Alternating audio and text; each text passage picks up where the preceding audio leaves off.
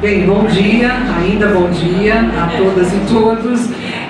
Eu não esperava, eu não imaginava que eu ia ser a última a apresentar, né? Não mesmo, não falou para ninguém, né? A comissão guardou em segredo absoluto a ordem da apresentação.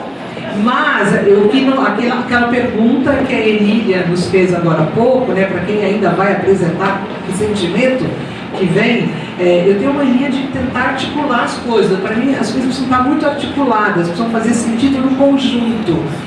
E eu não vou conseguir.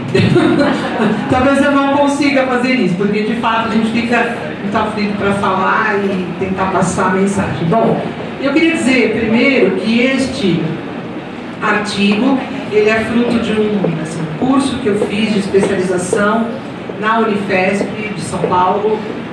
Claro, Unifesp de São Paulo. Já comecei. E que foi muito recente, né, depois que eu me aposentei. Me aposentei em 2017, depois de 34 anos da rede pública municipal aqui de São Paulo. E o que me instigou, o que me moveu, vamos dizer assim, para tratar de uma política pública como o plano de educação, seja ele plano nacional, estadual, municipal, chegando no plano regional de educação aqui da cidade de São Paulo, porque eu vou dialogar com os planos de 3 lugares. Primeiro, do lugar da escola, enquanto educadora da escola, coordenadora pedagógica, diretora que fui. O quanto a gente olha para uma política pública que chega, né? Como é que isso impacta a vida, o cotidiano escolar, o que ela promove de fato de mudanças significativas, né? O outro olhar, o outro lugar é o lugar da participação. Eu participei intensamente da elaboração dos planos de educação, das conferências, seja na nacional, estadual e municipal de educação, nos anos 2000. Tá? E estou até hoje, tanto que ontem a gente estava aqui, faço parte do Fórum Municipal de Educação, estou numa comissão que vai propor a elaboração da Conferência Municipal de Educação de 2020, assim como consta no Plano Municipal de Educação. E o terceiro lugar que eu estive, que me move a falar de uma política pública, é enquanto gestora pública que fui, participando na Secretaria Municipal de Educação, na elaboração de políticas públicas. Então, o lugar de estar na escola, recebendo a política pública, o lugar de participar dela e o lugar de elaborar. Então, assim, foi meio confuso. Então, é apenas um pedacinho desse artigo, e a gente vai tratar de uma inquietação que justamente, a minha pergunta era a questão da participação. Como é que se deu a participação social na construção dos planos de educação, chegando, né, desde fazer uma análise histórica, um percurso histórico para isso, chegando até os planos regionais de educação aqui na cidade de São Paulo. Reitero, é a meta 13 do Plano Municipal de Educação. Então, essa estratégia, que estratégias historicamente foram desenvolvidas ou não na construção desses planos para facilitar, né, a garantia dessa participação popular? Que estratégias a gente vai, ao longo da história, verificando que foram constituídas para a participação efetiva ou não? E aí a gente começa na história a partir do Manifesto dos Pioneiros, em 1930, né, em 32, exatamente, quando sai o manifesto. Foi o primeiro momento em que aparece a ideia de um plano de educação, num documento. E pela primeira vez, em 1934, aparece na Constituição de 34 também a ideia da importância do plano enquanto um instrumento de planejamento de governo e planejamento também das ações de educação nas suas unidades. Então a gente vai começar a análise histórica a partir de 1930. E em 34, ele aparece na Constituição, mas ele não está ainda constituído como uma lei. Ele aparece como um importante instrumento, né, de trabalho, de implementação de políticas, mas ele ainda não é uma lei. Um outro momento nessa história é no final da década de 80, o que antecede a Constituição de 1988, a importância que teve o Fórum Nacional em Defesa da Escola Pública, em 1987, em conjunto com outros fóruns, em defesa da moradia, em defesa da saúde. A década de 80 foi muito efervescente nesse momento de redemocratização do país, campanha das diretas, enfim, tudo isso. O destaque no meu artigo é para esse fórum, que vai trazer a importância de que um plano de educação deva se constituir em lei, uma vez que a gente está às vésperas da Constituinte e de uma nova Constituição que acontece em 88. Aí a Constituição de 1988 está no trabalho porque um marco para nós educadores, para a educação desse país, é a Constituição de 1988, a gente não pode perder isso de vista, e tudo que dela depois decorreu, né, a partir disso. Dou destaque nessa história ao Plano Nacional de Educação de 2014, que é o que está em vigor até hoje, vai vigorar até 2024, e é óbvio, chego nos planos regionais de educação, que eu vivi bastante intensamente, mas é assim, a gente vai passar muito rapidamente por tudo isso, tá bom? Em relação à história, eu vou buscar, vou fazer um diálogo com o Demerval Saviani, que faz um trabalho da questão dos planos de educação e os sistemas de educação. A importância do sistema de educação ser constituído e os planos de educação dentro desse contexto. E é a primeira vez, então, na década de 30 que a gente controla o meu horário, porque eu não estou falando rápido, mas eu disparo, eu vou embora e esqueço o tempo. Meu Deus. Então, Saviani ele traz essa ideia, né, que nós iniciamos a ideia de um plano realmente no país em 1930, com o Manifesto dos Pioneiros, e ele vai percorrer depois a década de 40, 50, 60, 70, 80 até 88. Eu vou falar mais um pouquinho. Depois a gente chega na Constituição de 88, como eu disse, que aí aparece de verdade o Plano Nacional de Educação como uma lei, ainda aparecendo com duração plurianual. Depois a LDB vai mudar isso para plano, né, como decenal, como um plano de 10 anos, né?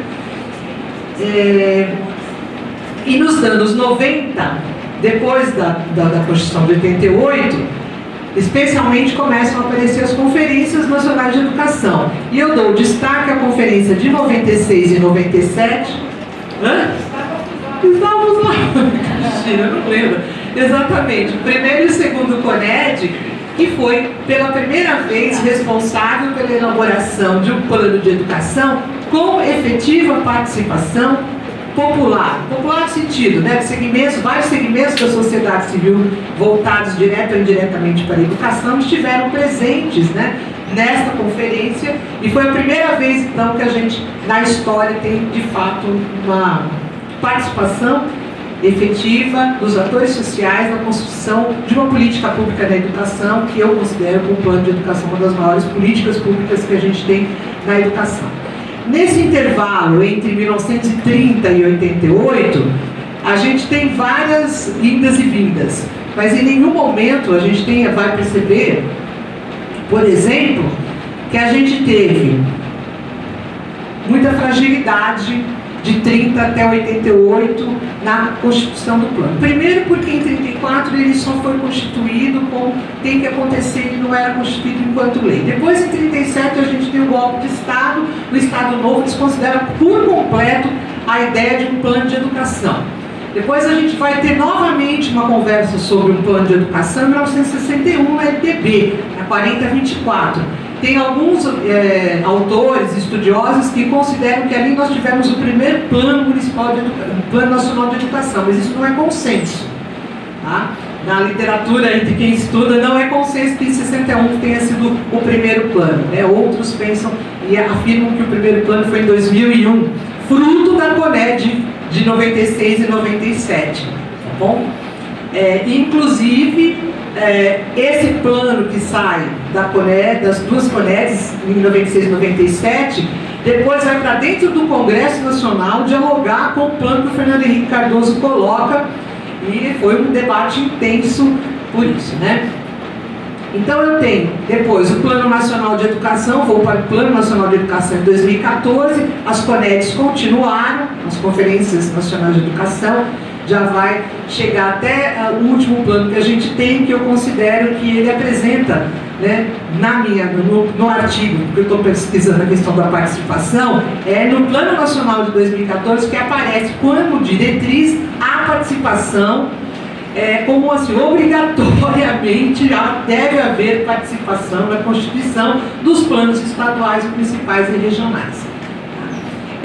Aí em 2015 é aprovado o Plano Municipal de Educação aqui na cidade de São Paulo, para 10 anos, composto de 13 metas, e a meta 13 é do Plano Regional. E para se constituir o Plano Regional, o governo, em 2016, lançou uma portaria, foi publicada no Diário Oficial, dizendo novamente que orientava que a metodologia que devia subsidiar a construção dos planos deveria ser uma metodologia participativa. Bom? No entanto, percorrendo rapidamente essa história, e não dialoguei só com Saviani, dialoguei com Maria da Graça Ballman, porque me ajudou muito nessa perspectiva histórica da construção dos planos. Eu também fiz um diálogo, por exemplo, com Gadotti, quando ele diz que a gente teve muita fragilidade nessa construção de 1930 até 1988 e que continua tendo fragilidade dessa prática democrática participativa da história da construção dos planos, porque nós vivemos ainda práticas muito conservadoras e autoritárias dentro das escolas. Então não dá para a gente fazer duas coisas, né, tão antagônicas, né? O que se revela que a gente continua tendo muita dificuldade. E continua tendo muita dificuldade, aí Denise Carreira veio me ajudar muito nessa situação, porque a Denise foi assim, uma lutadora, participou de toda essa elaboração de planos de educação no país, tem um trabalho belíssimo sobre isso, uma análise profunda da questão da participação na elaboração dessa política pública, e ela coloca que mesmo quando ele está previsto em lei, né, a gente coloca, mesmo estando previsto em lei, não garantiu a efetiva participação popular nessa construção, porque nossos sistemas de ensino ainda apresentam muita centralização como princípio. E eu vou buscar a importância da participação como fator de qualificação e aprimoramento das políticas públicas enquanto políticas de Estado. E também dialogo com muita gente, né? Principalmente com Freire, com Paulo Freire, que também trabalha muito na questão da participação democrática. Então, o que a gente conclui? Né? Uma conclusão provisória mesmo, muito provisória, porque a partir do momento que eu comecei a escrever alguma coisa sobre isso, eu estou com vontade de escrever muitas outras coisas sobre isso, né? Então, muito provisoriamente, a gente sabe que apesar dos avanços da gestão democrática e participativa que a gente tem a partir de 1988, ainda é um processo, essa gestão é um processo de construção, gestão democrática no nosso país. Nós temos consciência disso até pelo que estamos vivendo neste momento, não é verdade? Ainda predominam em vários setores culturas muito conservadoras, culturas muito centralizadoras. Por outro lado, eu pude vivenciar na construção dos planos, e eu destaco isso no artigo, a construção dos planos regionais de educação, muito embora nós tivemos assim, muitos problemas, né, muitas dificuldades, e aqui eu estou com a Benê, por exemplo, que participou ativamente desse acompanhamento da elaboração dos planos regionais, nessa comissão do fórum. Se teve problema, a gente tem que ver também que ela foi a garantia de a gente poder olhar a cidade na sua diversidade. A participação, ela foi pequena, do ponto de vista da nossa avaliação e da minha avaliação, mas ela pôde promover a diversidade, veio para dentro dos planos regionais, que era o que exatamente a meta 13 foi colocada por conta disso. Por fim, gente, o artigo reitera que não basta você ter a construção de uma política pública com um plano de educação. A construção participativa, ela é fundamental, portanto, aí eu vou para dentro da escola, a pergunta que eu fazia dentro da escola, por que uma política pública nem sempre chega, ou quando chega nem sempre é relevante para nós? Porque se nós não tivermos participação, se a gente não se sentir pertencente na elaboração, não tivermos a possibilidade, a oportunidade e entendermos da necessidade da importância dessa participação, infelizmente essa política pública ela pode ser realmente só de um governo, e o que a gente luta é para que ela seja uma política de Estado, especialmente os planos de educação. E é óbvio que a necessidade de monitoramento e controle social dos planos também vem dessa esteira da questão da participação. Então, a participação, a construção dos planos de educação no artigo foca a questão da participação, mas não só na sua elaboração, especialmente também na questão do monitoramento e controle social, que eu acho que aí é uma luta e um grande desafio que nós temos, especialmente nesse momento, quando isto não é de fato, se já era uma luta para a gente conquistar, agora então muito mais, né? Exige que todos nós estejamos muito mobilizados para isso. Então, as minhas inquietações continuam. Eu ainda continuo achando que acabou. Eu quero muito ainda continuar escrevendo sobre essa experiência de uma política pública, em especial do plano de educação, o que ele impacta de fato, dois lugares.